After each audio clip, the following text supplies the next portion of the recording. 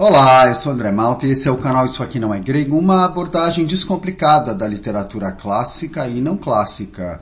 Episódio de hoje, a prosa de Tina Vieira. Maboque é uma fruta típica de Angola e é o título do primeiro romance da Tina Vieira. A Tina nasceu em Luanda, veio pequena para o Brasil, onde estudou, se formou e iniciou a carreira, e depois foi viver na Espanha. Maboque, saído em 2020, é um livro que fala desses deslocamentos entre Europa, África e América Latina. Um livro elegante com uma narrativa que avança, misturando passado e presente.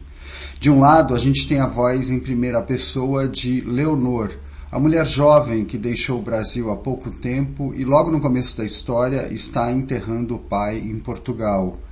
Do outro lado, a gente tem a voz desse pai, Carlos, acessada através das cartas que ele deixou para a filha, onde revela segredos sobre a sua infância e adolescência passadas em Portugal, o período em Angola e os anos no Brasil com Leonor e a mãe de Leonor. No romance, a voz que predomina é a de Leonor, interrompida só 3 vezes para dar espaço a essas longas cartas do pai. A relação da filha com esse pai morto é a espinha dorsal do livro. Só que o sentimento principal aqui não é de medo ou sujeição em relação à figura paterna. Como costuma acontecer em muitas relações familiares, entre o pai, Carlos, e a filha, Leonor, havia solidão, incompreensão e falta de comunicação. E é na tentativa de entender essas vidas e a ligação entre elas que o livro se apoia.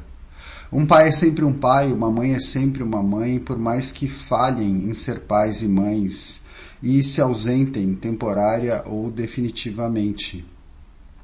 A complexidade dessas relações e dos seus sentimentos, que sempre rende boas histórias, aparece já neste trecho inicial, onde Leonor conta a sua reação à notícia do falecimento do pai. A primeira sensação que me assaltou ao saber da sua morte foi o alívio. Admiti-lo me enrubesce, como quando te pegam fazendo algo errado e não há esconderijos ou justificativas que te salvem a pele. Ainda assim não posso negá-lo. Foi o sentimento que chegou antes de qualquer outro, da tristeza, do pesar, da culpa, da saudade, do vazio, que se tornaram meus companheiros dali para frente. Pensei que, se seus pulmões deixassem logo de realizar o cadenciado movimento de subida e descida, seria poupada da dor de ver a sua dor. Sob qualquer artimanha, era urgente escapar do sofrimento, próprio ou alheio. Estava tão dominada pelo medo de não suportar a despedida em prestações, que só pensava no alívio que seria se aquela encenação pré-morte acabasse o mais rápido possível. Ao voltar à casa do pai em Portugal, depois do enterro, Leonor agora diz, chamando a atenção para um tópico central na obra, a biografia. Tudo naquela casa exalava o mofo das coisas velhas, dessas que guardamos em caixas depois de uma mudança ou da morte dos seus proprietários. O detalhe macabro é que sempre havia sido assim, mesmo quando estavam todos vivos, como se tivessem sido expulsos do útero materno a meio fazer. Faltava-lhes algo, nunca soube precisar o quê. Os Natimortos, um excelente título para uma biografia familiar. E como possível subtítulo, os que chegaram e se foram sem nunca de fato terem sido.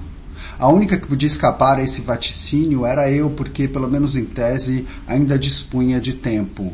Trata-se, no entanto, de mera teoria, a qual a vida que prima pela aleatoriedade não tem nenhum respeito.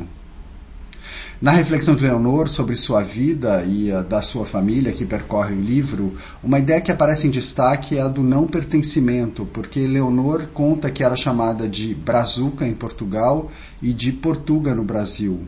É essa existência de quem não se encaixa, de quem é classificada como anódina, que aproxima Leonor do pai, à medida que vai entendendo quem ele de fato era.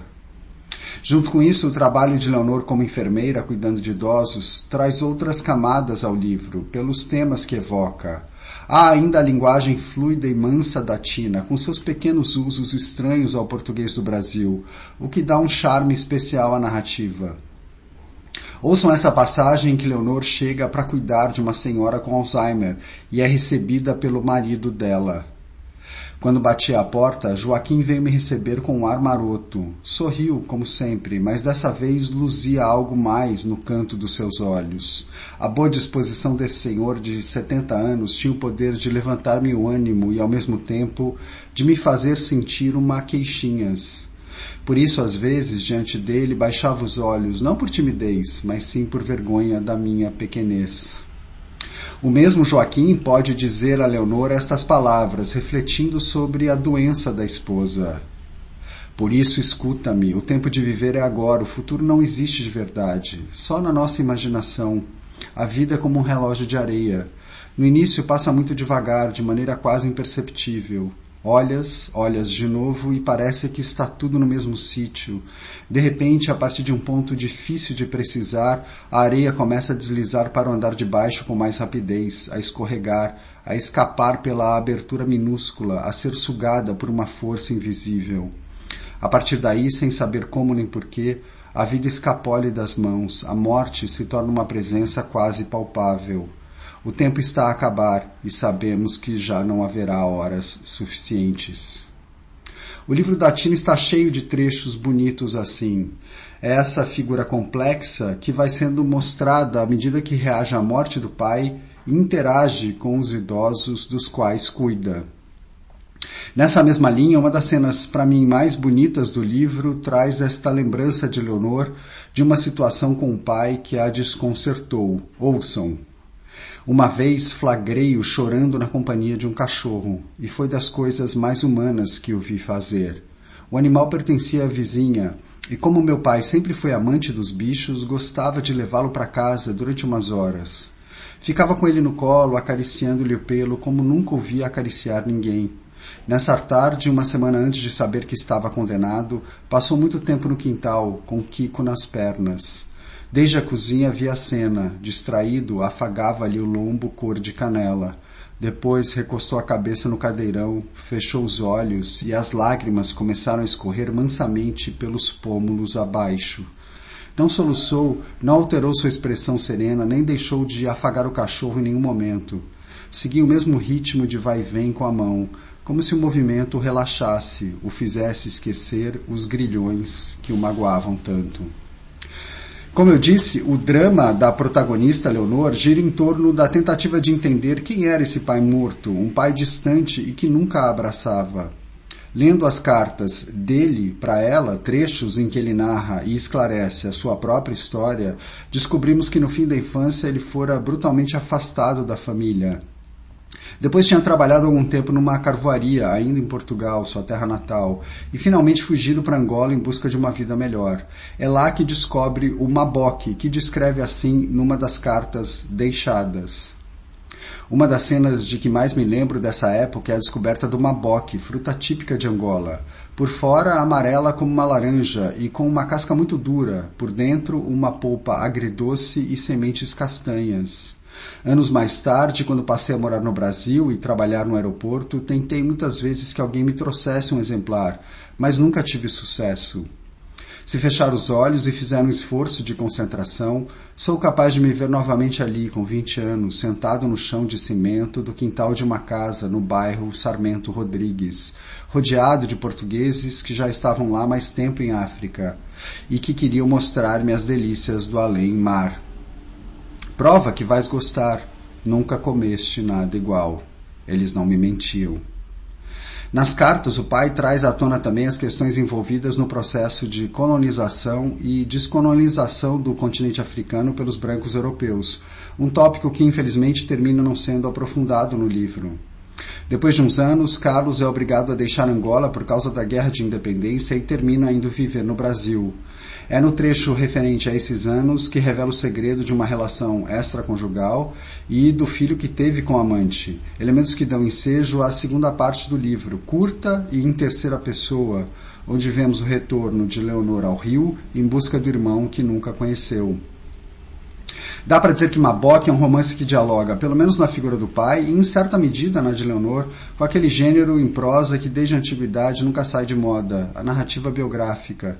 Dos relatos da vida de Alexandre o Grande, passando pelas fabulações envolvendo diferentes figuras míticas e históricas, de grandes poetas, filósofos e políticos, e chegando aos textos dos evangelhos com suas diferentes perspectivas sobre a vida de Jesus, reconstruir a trajetória de pessoas que amamos ou admiramos e extrair sentido delas é um exercício do qual o ser humano nunca vai se cansar. E Mabok é isso que Leonor vai fazendo em relação ao pai e aos idosos com quem se relaciona, reconstruir o outro com a finalidade de recuperar a si. Por isso ela pode refletir mais para o fim do livro sobre esse elemento que é tão central nele. Uma biografia é sempre uma reconstrução onírica da realidade. Preenchemos lacunas de informação com algo de fantasia e restos de lembranças variadas, nossas e alheias. Nem o dado é completamente fiável, nunca podemos afiançar que tal coisa aconteceu assim ou assado. Trata-se de uma narrativa repleta de fissuras, de fatos mal explicados, acontecimentos inverossímeis, efemérides que não batem. Os lapsos e as mentiras, no entanto, também podem contribuir para a tessitura dessa narrativa. Graças a elas, o biografado ganha coerência, porque não existe ser humano que não baseie a própria vida em meias verdades e auto-enganos. Eu fico por aqui, obrigado por ouvir e até a próxima.